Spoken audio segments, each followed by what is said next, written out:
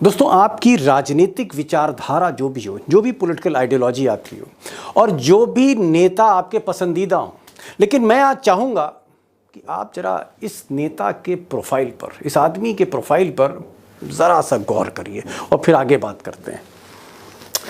अब इनकी जो उम्र है वो 84 साल, 84 ईयर्स ओल्ड। जी हाँ, अगले महीने 84 साल कंप्लीट कर लेंगे। और ये साहब कैंसर जैसी जानलेवा बीमारी से बहुत सीरियसली पीड़ित हैं, उससे संघर्ष कर रहे हैं, कैंसर से लड़ रहे हैं। इनकी जो पार्टी थी एनसीपी, उसको छीन लिया गया है। इनका जो चुनाव चिन्ह था घड़ी, उसको छीन लिया गया है। मोदी जी ने और शाह साहब ने इनको मुकदमों में फंसा दिया है, मुकदमे में फंसा दिया है। और जिस भतीजे को बेटे की तरह आगे बढ़ाया सियासत में, बेटे से ज़्यादा प्यार दिया, उसी भतीजे ने इनकी पीठ पर छुरी भोंक दी है। इनका नाम शरद पवार है, कई बार के मुख्यमंत्री रहे हैं। सवाल इस बात का है कि जिस उम्र में 84 ईयर्स ओल्ड, जिस उम्र में और जिस हालात में शरद पवार आज जी रहे हैं, उस उम्र में, जी हाँ, बहुत जिम्मेदारी से कह रहा हूं, उस उम्र में कोई और होता, कोई दूसरा होता, कैंसर से पीड़ित होता, 84 साल की उम्र होती और सब कुछ छिन चुका होता, दोस्तों, वो आदमी चारपाई से न उठ पाता, वो आदमी 2 मिनट के लिए अपने पांव पे खड़ा नहीं हो पाता। लेकिन शरद पवार इस उम्र में, इस हालात में और इस बीमारी के साथ वो ना सिर्फ खड़े हैं, अपने पांव पे वो चल रहे हैं, बल्कि मैं कहूंगा कि इस देश के सबसे अमीर राज्य की राजनीति को नए सिरे से परिभाषित कर रहे हैं। एक नई दिशा की तरफ यह आदमी उस राजनीति को ले जा रहा है।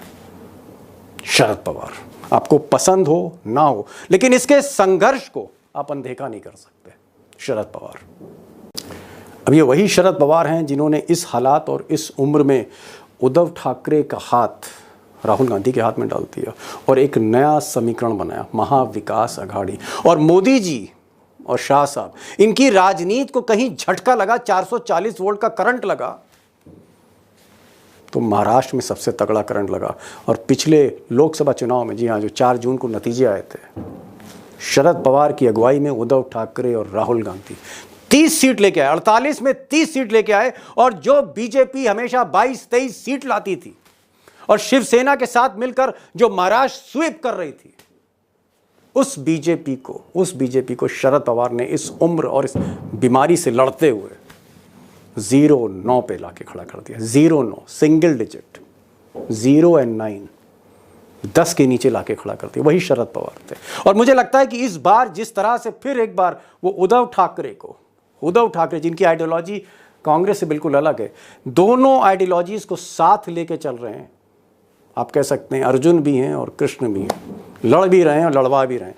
वो शरद पवार अगर महाविकास अघाड़ी को जिताते हैं तो एक बात साफ है कि शरद पवार की हिम्मत हमेशा के लिए इतिहास में दर्ज होगी।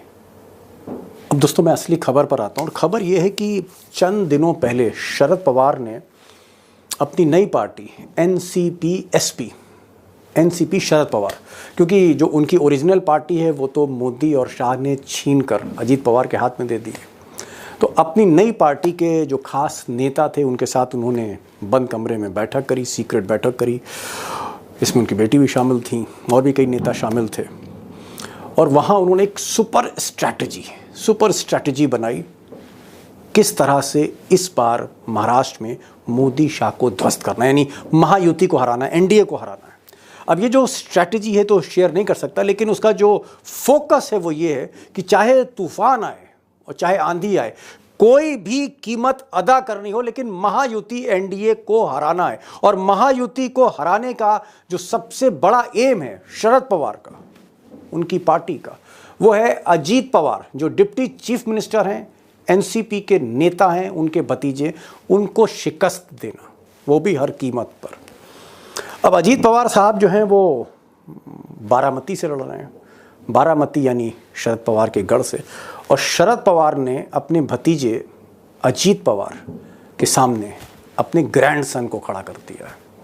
आप कह सकते हैं कि अजीत पवार का भतीजा योगेंद्र पवार उनके खिलाफ लड़ रहा है और हालत इतनी पतली है अजीत पवार की कि जो नेता हेलीकॉप्टर से उतरता नहीं था वो आज गली गली जा रहा है। लेकिन सबसे पहले मैं इस पर आता हूं कि वो जो सुपर स्ट्रैटेजी की बात कर रहा था उसके 5 पॉइंट्स क्या हैं। व्हाट आर द 5 पॉइंट्स जो फोकस शरद पवार का है। और ये जो 5 पॉइंट्स हैं यही निर्णायक होने जा रहे हैं इस चुनाव में। अब ये जो उनकी रणनीति है, चाणक्य, असली चाणक्य शरद पवार, उनकी जो रणनीति है उसका पहला पॉइंट मैं आपसे शेयर कर ही चुका हूँ कि बारामती से जो उनके भतीजे अजीत पवार खड़े हैं जिन्होंने उनके साथ गद्दारी की, उसको हर कीमत पर हराना। ये पहला पॉइंट है जो मैं आपको बता चुका हूँ। और दूसरा पॉइंट ये है कि वो सिर्फ हराना ही नहीं चाहते, हराने के पीछे जो उनका मकसद है कि अजीत पवार की दुकान बंद कर देना, शटर गिरा देना, एनसीपी जो पार्टी उन्होंने हत्याई है। और एक बार जब दुकान बंद हो जाएगी अजीत पवार की तो जो एनसीपी ओरिजिनल पार्टी है, जो शरद पवार की अपनी पार्टी है, जिसको छीन कर जो है अजीत पवार को दिया था, उस पार्टी को वापस लेना चाह रहे हैं। एनसीपी को वापस लेना चाहते हैं, चुनाव चिन्ह वापस लेना चाहते हैं। पॉइंट नंबर 4, और शरद पवार सिर्फ अपनी पार्टी के लिए लड़ना नहीं चाह रहे, वो उद्धव ठाकरे के लिए भी उतना ही लड़ना चाह रहे, उतना ही सेंसिटिव उद्धव ठाकरे के लिए हैं। उद्धव ठाकरे को भी वो शिवसेना वापस देना चाहते हैं, वो शिवसेना जो उद्धव ठाकरे से लेकर एकनाथ शिंदे को दी गई। तो उद्धव ठाकरे की शिवसेना को भी वापस कराना चाहते हैं, उसके लिए भी उनकी स्ट्रैटेजी है। और पांचवा पॉइंट जो असली मकसद है, रियल मोटिव है शरद पवार का इस उम्र में और इस बीमारी के साथ जो संघर्ष कर रहे हैं, वो चाहते हैं कि 23 नवंबर को जब महाराष्ट्र के नतीजे आएँ तो मोदी और शाह इनकी जो सरकार है वो महाराष्ट्र से बेदखल कर दी जाए, यानी महाविकास अघाड़ी की सरकार बने, मोदी और शाह की विदाई कर दी जाए, चैप्टर क्लोज कर दिया जाए महाराष्ट्र में मोदी और शाह का। ये उनका अल्टीमेट फोकस है।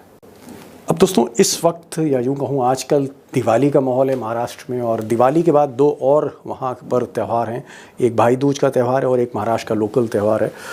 उसके बाद नामांकन की वापसी है। आप यूँ मान के चलिए कि 5 नवंबर के बाद ये जो चुनाव का सारा माहौल एकदम क्लियरिटी के साथ आपके आंखों के सामने होगा, और तब मैं इस पोजीशन में हूँगा कि आपको ये बता सकूँ कि महाराष्ट्र कौन जीतने जा रहा है। लेकिन फिर भी आज मैं 2 सवाल अपने एक्सपर्ट से करने जा रहा हूँ और मैं चाहूँगा उन पर आप ज़रूर गौर करिएगा। पहला सवाल मेरा ये है कि शरद पवार कितने इंपॉर्टेंट फैक्टर होने जा रहे हैं महाराष्ट्र में, क्या वही एक डिसाइसिव फैक्टर है, और उनके इर्द गिर्द ये सारे मुद्दे और महाराष्ट्र का चुनाव घूम रहा है, जिसमें शरद पवार के साथ उद्धव ठाकरे और राहुल गांधी हैं और सामने कई लोग हैं, उसमें उनके भतीजे भी हैं, उसमें एकनाथ शिंदे भी हैं, उसमें देवेंद्र फडणवीस भी हैं, और इन तीनों के पीछे 3 और लोग हैं, मोदी, शाह और मोहन भागवत।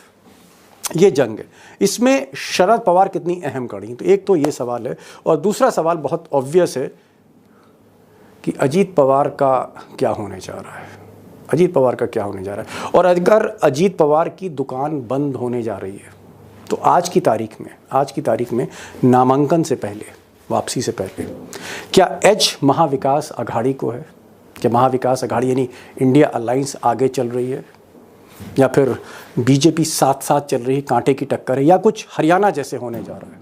इंपॉर्टेंट है। 2 खास मेहमान हैं, सुधीर सूर्यवंशी साहब से मैंने कहा कि भाई भले ही आज दिवाली है लेकिन आप आइए ज़रूर, आप आइए ज़रूर। आप तो वो सहमत हैं और वो आज लाइव जुड़ रहे हैं मुंबई से लाइव जुड़ेंगे, और उमाकांत लखेड़ा साहब वो दिल्ली से लाइव जुड़ेंगे। इस डिस्कशन को ज़रूर सुनिए। सिर्फ शरद पवार की बात नहीं है, बात महाराष्ट्र की है कि महाराष्ट्र में होने क्या जा रहा है। मेरा एक सवाल है सुधीर जी, मेरा सवाल ये कि आप, क्योंकि शरद पवार का जो गढ़ है जिसको हम वेस्टर्न महाराष्ट्र कहते हैं, पश्चिमी महाराष्ट्र, पुणे के चारों तरफ इस इलाके में आप लगातार घूम रहे हैं, लगातार आप यहाँ पर भ्रमण कर रहे हैं। मैं ये जानना चाह रहा हूं कि क्या माहौल देखकर हम ये कह सकते हैं कि भतीजे अजीत पवार की दुकान बंद होने जा रही है? क्या आपको माहौल देखकर लगता है कि चाचा अपने भतीजे की दुकान बंद करने जा रहा है, शरद पवार भतीजे को ढक्कन करने जा रहा है, जो आपके महाराष्ट्र में कहते हैं कि ढक्कन कर दिया, ऐसा होना जा रहा है कुछ? देखो, अभी उनकी अजीत पवार की दुकान बंद होगी नहीं होगी 23 तारीख को पता चलेगा, लेकिन जिस तरीके से शरद पवार ने अपनी बातें, अपना मन एक ठान लिया है, और जिस तरह से वो एट द एज ऑफ 84 वो ट्रैवल कर रहे हैं, लोगों को मिल रहे, एक बिठा रहे। तो एक पहले ऐसे इंसान है दीपक जी, उनकी उम्र ज्यादा होने के बावजूद 64 साल होने के बावजूद उनकी चाहत है वो युवा में ज्यादा है। वो ऐसा कोई सेक्शन नहीं उनमें उनकी चाहत नहीं है। बाकी अजित पवार एकदम उनके सामने यंग है, लेकिन उनमें युवा में ऐसे इतनी पेट नहीं है, तो शरद पवार की है। तो मुझे लगता है कि वही राजनीति मतलब आप कह रहे हैं कि शरद पवार हिंदुस्तान के इकलौते ऐसे बुजुर्ग नेता हैं कि 84 साल की उम्र में वो यूथ आइकॉन है, यूथ उन पर मरता मिटता है, ये कह रहे हैं आप?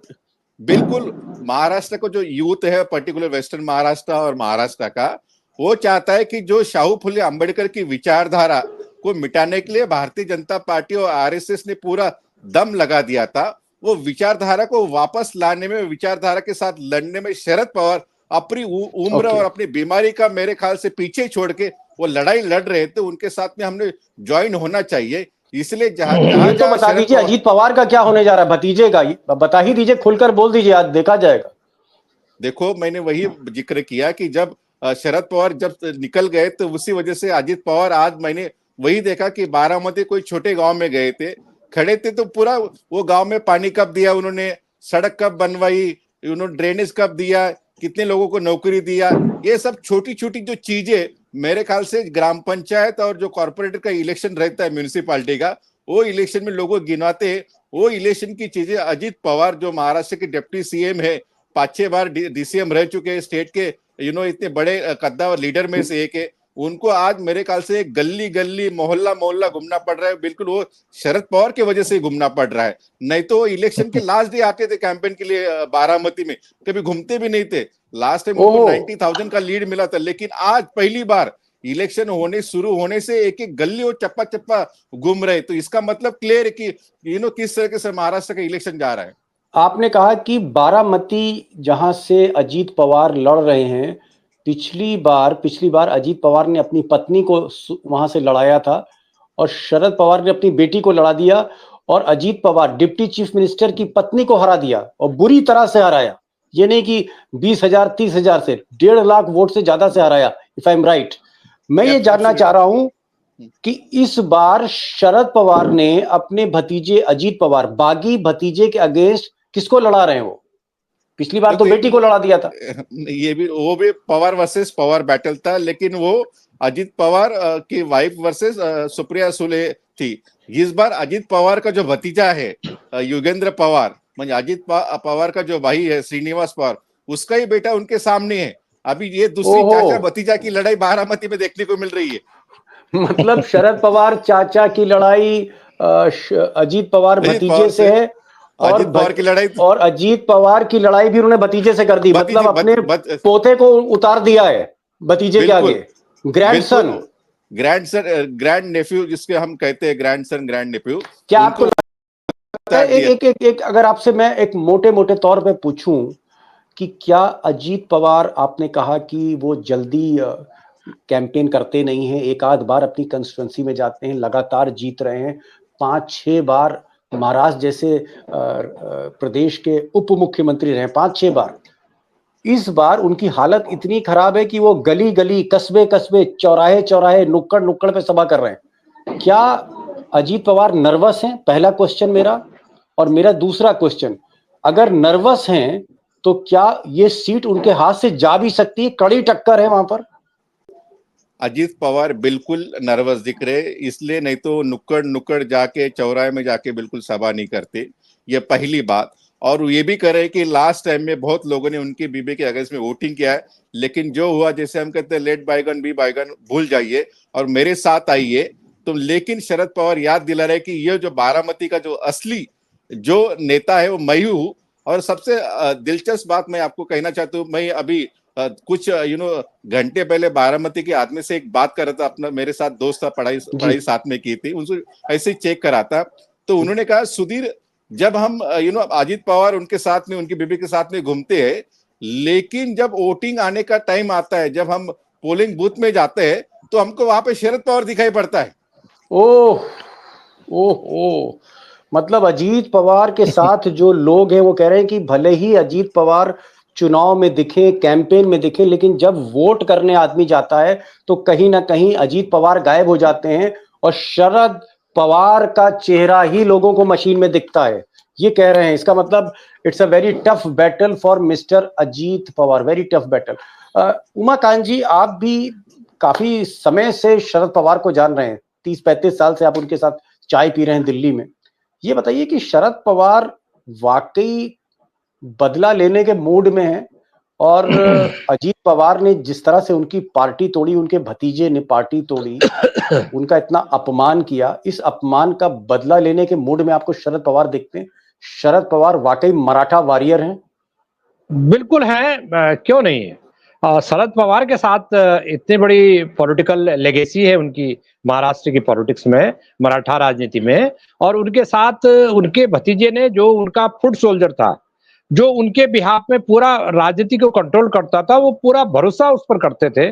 और उनका क्योंकि लड़का नहीं था, तो उनका एक किस्म से वो उनके पुत्री हुए, और उनकी बेटी जो है अपने बेटी की तरह मानते थे अजीत पवार को, क्योंकि उनकी एक ही बेटी थी, तो बेटी को सेकंड रखते थे और बेटे को, भतीजे को प्रमोट करते थे। लेकिन भतीजे ने अपने पॉलिटिकल इंटरेस्ट के लिए, तात्कालिक पॉलिटिकल गेन के लिए, शॉर्ट टर्म पॉलिटिकल गेन के लिए जो कुछ किया, वो आप दुश्मन की फोर्सेस के साथ मिल गए। और मुझे ऐसा लगता है कि ये जो लड़ाई है, एक तो शरद पवार की जो पॉलिटिक्स है, पूरा 50-60 साल का जो पॉलिटिक्स है, उसका ये करो या मरो की लड़ाई है। और आखिरी लड़ाई मुझे लग रहा है कि इस तरह का जो इलेक्शन है, इस तरह का प्रचार है, शरद पवार इसके बाद प्रचार करने का हालत में नहीं रहेंगे। 5 साल बाद वो करीब 90 साल के हो जाएंगे, तो वो प्रचार इसके बाद नहीं करे। तो ये एक सहानुभूति, एक मैसिव सहानुभूति का अंडर करंट न केवल बारामती में है, ओवरऑल महाराष्ट्र की पॉलिटिक्स में है। नंबर एक बात तो ये। नंबर दूसरी बात है कि शरद पवार को, मुझे लग रहा है दीपक जी और सुधीर जी भी मेरी बात से सहमत होंगे महाराष्ट्र के एंगल से, कि ये जो महाभारत की जो लड़ाई है, उस ढंग से शरद पवार इस लड़ाई को लड़ रहे हैं। ये धर्म युद्ध की तरह लड़ रहे हैं कि कुरुक्षेत्र में दुर्योधन ने पांडवों को 5 गांव देने से इनकार कर दिया, और उसके बाद महाभारत की लड़ाई हुई। और श्री कृष्ण भगवान ने बोला कि आप जो है अभिमन्यु को बोला कि देखिए आप इस लड़ाई को आगे बढ़ाओ। शरद पवार क्या है? श्री कृष्ण की भूमिका में, भगवान कृष्ण की भूमिका में, महाराष्ट्र की इस महाभारत में श्री कृष्ण की भूमिका में है। वो दोनों, देखिए वो दोनों कृष्ण की भी भूमिका में है और अर्जुन की भी भूमिका में है। दोनों भूमिकाएं वो साथ निभा रहे हैं। ओके। और ये मुझे लग रहा है ये लड़ाई, ये महाराष्ट्र की महाभारत में शरद पवार कृष्ण की भूमिका भी निभा रहे हैं और अर्जुन की तरह आगे बढ़कर तीर भी चला रहे हैं। बड़ी बात कह दी, श्री कृष्ण भी हैं और अर्जुन भी हैं। ओके, एक चीज मैं जानना चाहूंगा सुधीर जी, ये जो लखेड़ा साहब ने कहा कि उन्होंने अजीत पवार को, क्योंकि बेटा नहीं था शरद पवार का, कोई बेटी थी, शरद पवार ने अपने भतीजे को बेटे की तरह आगे बढ़ाया, अपने पुत्र की तरह आगे बढ़ाया, और राजनीतिक सफर में सारी चीजें दी, गद्दी दी, पैसा दिया, मान दिया, सम्मान दिया, पार्टी दी। अगर इतना कुछ किया अपने भतीजे के लिए, आज की तारीख में लोग नहीं करते हैं भतीजे भांजों के लिए, इतना कुछ किया और भतीजे ने पीठ में छुरी भोंक दी, आपको क्या लगता है कि इसके पीछे कारण क्या है? क्या वाकई ईडी का प्रेशर बहुत था, माल इतना ज्यादा था कि मोदी सारा माल खींच के ले जाते, ईडी सब कुछ पकड़ लेती? प्रेशर क्या था? आखिर अजीत पवार ने अपने दिल से तो नहीं किया होगा, अपने सगे चाचा, अपने खून के खिलाफ वो चले गए। असली प्रेशर अजीत पवार पे क्या था? आप एक रिपोर्टर की तरह जो शरद पवार और एनसीपी पार्टी को इतने बरसों से देख रहे हैं, आपको क्या लगता है? देखो दीपक जी, अजीत पवार महाराष्ट्र में उनको दादा नाम से भी जाने जाते हैं।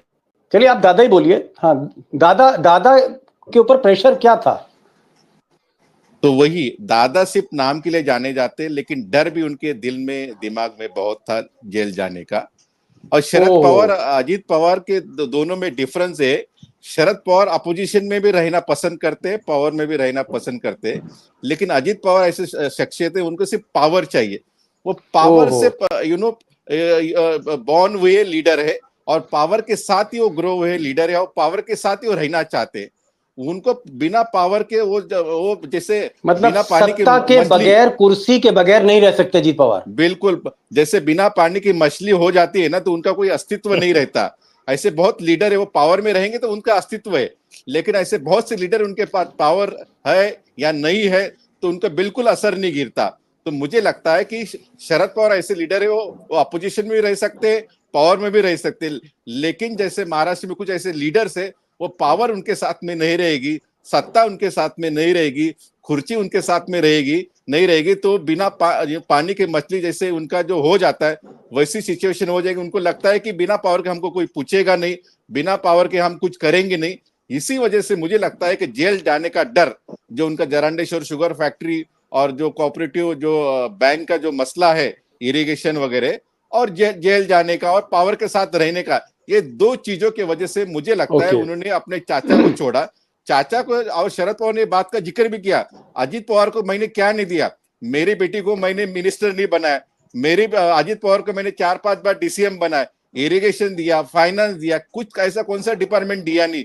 उनके फैमिली वही झगड़ा है कि अजीत पवार के साथ में ऐसे बड़े बहुत लीडर थे, उनके लोग थे, जैसे अजीत पवार का भाई श्रीनिवास पवार है, रोहित पवार के पिताजी है, ऐसे काफी लोग हैं, वो भी वो पोटेंशियल बहुत लीडर बन सकते थे। लेकिन शरद पवार ने अजीत पवार का चयन किया, उसको सब देने के बावजूद अजीत पवार ने ये क्यों किया, यही सवाल उनके फैमिली है। इसलिए जो पवार फैमिली के जो फैमिली है वो पूरे शरद पवार के साथ है, वो अजीत पवार के साथ नहीं है।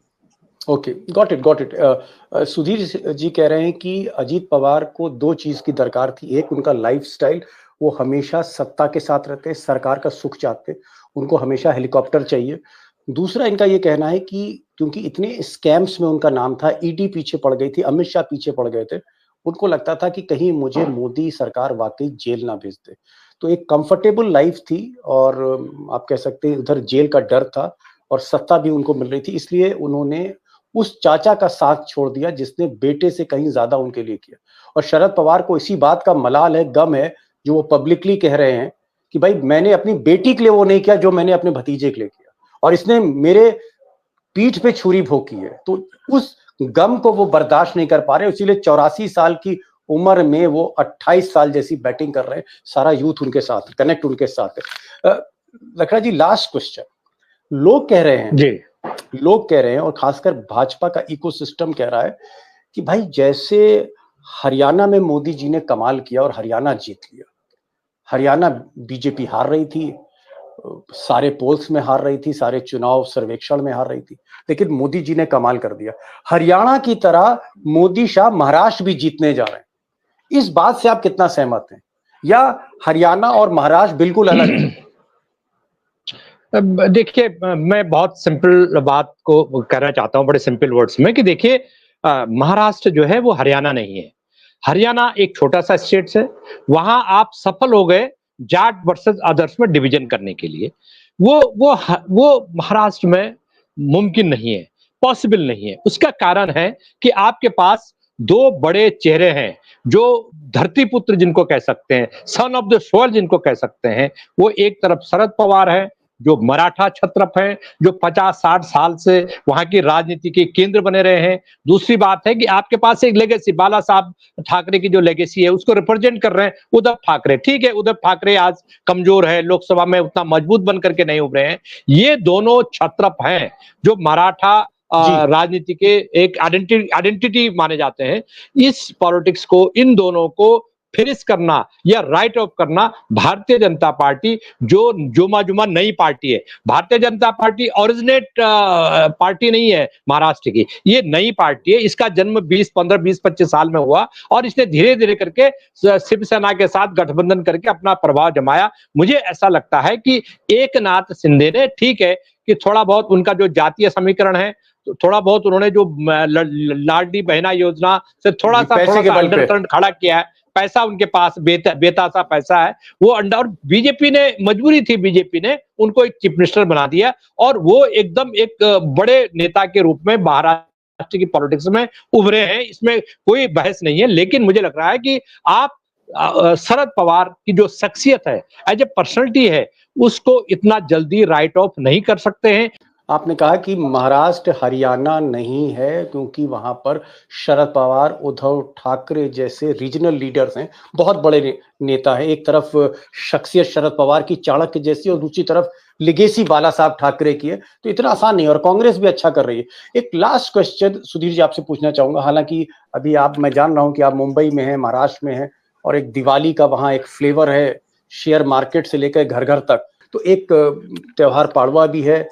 मुझे लगता है कि तब तक नॉमिनेशन भी वापस हो जाएंगे, यानी 5 नवंबर के बाद पता लगेगा कि भाई, जब रैली शुरू होंगी मोदी और राहुल गांधी की, बड़ी बम्पर रैलीज हैं दोनों की। मोदी भी कम से कम 15-20 रैलीज करेंगे और राहुल गांधी उससे ज्यादा करेंगे, तब जाके माहौल पता लगेगा। लेकिन आज की तारीख में अभी कैंपेन शुरू नहीं हुआ है मोदी और कांग्रेस का। आज की तारीख में महाविकास अघाड़ी आपको आगे लगती है या फिर आपको महायुति यानी एनडीए आगे लग रही है? देखो दीपक जी, मैं इसको दो तरीके से जवाब देना चाहता हूँ। जैसे लोकसभा में कैंपेन शुरू हुआ, लोकसभा इलेक्शन हुआ, तो उस टाइम पे जो लोगों का मूड है, पब्लिक सेंटिमेंट है, जो ग्राउंड का जो स्वेल है, वो पाल्पेबल था। We can easily check the pulse of the people and से नहीं नहीं, महाविकास आघाड़ी ज्यादा है। आपको भी याद होगा कि मैं हमेशा कहता था महाविकास आघाड़ी की सीट महायुति से ज्यादा है, बिकॉज वहां पे दिख रहा था, माहौल दिख रहा था। अभी क्या लोकसभा के बाद में 6 महीने का पीरियड गया, जो पानी था वो सब पानी अभी शांत होगा 6 महीने में। अभी मुझे लगता है कि 6 तारीख, जैसे आपने जिक्र किया, राहुल गांधी की रैली, उनकी गारंटी स्कीम लॉन्च होंगी। किसानों को मुझे लगता है कि 2 लाख से 3 लाख कर्जा माफ करने का ऐलान होगा। तो बड़ी बड़ी स्कीम शरद पवार और बारामती के बाहर निकलेंगे। मोदी जी भी कुछ ना कुछ बोलेंगे। हाँ, मोदी जी बोलेंगे, कुछ भटकती आत्मा कहेंगे, कुछ ना कुछ कहेंगे। तो उसके बाद में एक माहौल बनेगा। वो माहौल बनने के बाद में जैसा चर्निंग होगा ना, जैसे बटर निकलता है चर्निंग से, तो उसी टाइम पे मुझे लगता है कि पल्स ऑफ द पीपल वो सही टाइम रहेगा जानने का। This will be too premature और टू अर्ली टू से। चलिए फिर भी बता तो दीजिए, आपकी नजर, आपकी जो नब्ज पर आपने हाथ रखा है, वो क्या कर रहा है? हवा क्या कह रही है? हवा से तो बातें करते हैं ना पत्रकार। देखो, लोकसभा में महाविकास आघाड़ी को बहुत बड़ा मोमेंटम मिला था, लेकिन टिकट बंटवारे में उन्होंने काफी समय बर्बाद करने की वजह से ऐसा लग रहा था कि महाविकास आघाड़ी थोड़ा पिछड़ जाएगी। तो उस टाइम में महायुति, जो बीजेपी एनडीए, उन्होंने थोड़ा ग्राउंड गेन किया था। लेकिन टिकट जिस तरह से बंटवारा महाविकास आघाड़ी ने सक्सेसफुली किया अच्छी तरह से, वहां पे महायुति में झगड़े चल रहे हैं। अमित ठाकरे के साथ में लेकर झगड़ा, गोपाल शेट्टी जो सांसद थे बीजेपी, वो खुद पर्चा भर दिया। फडणवीस और अजित पवार में झगड़ा है, फडणवीस और शिंदे में झगड़ा है। तो वहां पे सिचुएशन केओटिक बन गई है महायुति में। और दूसरी तरफ महाविकास आघाड़ी में अभी एक गुलदस्ता बनने में जा रहा है, ऐसा लग रहा है। तो मुझे लगता है कि इसी वजह से जो फ्लेवर का, जो सब्जी का फ्लेवर है, अभी महाविकास आघाड़ी में दिख रहा है। अभी वो टेस्ट करने के बाद में पता चलेगा। ओके। आपने कहा कि महायुति, जिसे एनडीए कहते हैं, एनडीए महाराष्ट्र में महायुति कहते हैं, उसमें एक तरफ अजीत पवार हैं, देवेंद्र फडणवीस बीजेपी को रिप्रेजेंट कर रहे हैं, और शिवसेना पार्टी जो है उसको रिप्रेजेंट वहां पर एकनाथ शिंदे कर रहे हैं। इन तीनों में बहुत टकराव है, टिकट डिस्ट्रीब्यूशन को लेकर बहुत झगड़े हुए। हालत ये कि Devendra Fadnavis deputy chief minister से बातचीत नहीं कर रहे हैं, बहुत से ऐसे इश्यूज हैं। एकनाथ शिंदे से उनकी बातचीत नहीं हो रही। अजीत पवार की नवाब मलिक को लेकर, जिस तरह से नवाब मलिक दाऊद इब्राहिम का जिसे आदमी कहा गया था, वहां पर उसको टिकट दे दिया अजीत पवार ने, उससे बीजेपी बहुत नाराज है। तो सुधीर जी का कहना है कि झगड़े ही झगड़े हैं और ये झगड़े सुलट नहीं रहे हैं। तो कहीं ना कहीं अगर आप झगड़े देखें महायुति में, वो झगड़े टिकट डिस्ट्रीब्यूशन को लेके महाविकास अघाड़ी में बहुत कम है। यानी टिकट डिस्ट्रीब्यूशन में महायुति की को नुकसान हो रहा है, और इसीलिए सुधीर जी अभी कह नहीं रहे हैं, लेकिन उन्होंने इशारा किया कि महाविकास अघाड़ी को थोड़ा एज दिखता है, सुधीर जी आप आए, लखेड़ा साहब आप आए, और समय क्योंकि बात करते करते एकदम से ऐसा निकल गया जैसे कोई प्लेटफॉर्म से गाड़ी निकल जाती है, तो समय का हमें अंदाजा नहीं हो पाया। लेकिन आप दोनों आए, और दिवाली के मौके पर सुधीर जी, आज तो मुंबई में दिवाली है, और उसकी मैं बधाई दे दूं। फिर आपके 2 त्योहार और हैं, पाड़वा और भाई दूज, उसकी बधाई भी आपको दूं और दोस्तों को भी दूं कि आप आए। और मुझे लगता है सुधीर जी कह रहे हैं कि 5 तारीख के बाद दूध का दूध पानी का पानी दिखेगा, और तब ये मैं इनसे सवाल कर सकता हूं कि भाई कौन जीत रहा है Maharashtra. Thank you so much Sudhir ji for joining this programme. Thank you so much Lakheda साहब Thank you. For joining this programme. Thank you, और आपको भी दीपावली की शुभकामनाएं, आपके दर्शकों को दीपावली की बहुत